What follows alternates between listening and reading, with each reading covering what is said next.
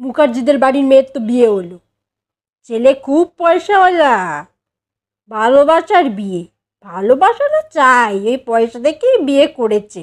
মেয়ে খুব চালু, এই আজকালকার মেয়ে মানে কি, দত্তবাড়ির মেয়ে, ওই দত্তবাড়ির মেয়ে তো একটা বেকার ছেলেকে বিয়ে করলো, ভালোবেসে বিয়ে করেছে বলি। পয়সা করি না থাকলে ভালোবাসা কোথায় যাবে, দুদিন বাদে তো জানলা দিয়ে পালিয়ে যাবে। তাহলে তোমার মতে কেমন ছেলে বিয়ে করা উচিত? তোকে বলবো কেন, সেই অনুযায়ী ছেলে পছন্দ করতাম।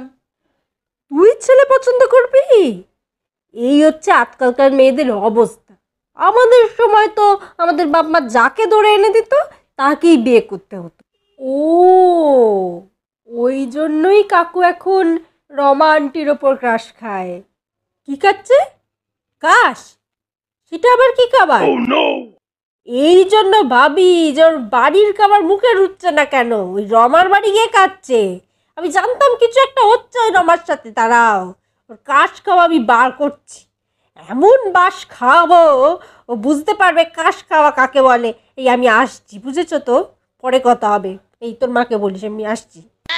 আরে কাশ না, ওটা ক্রাশ, ওটা অন্য জিনিস। আরে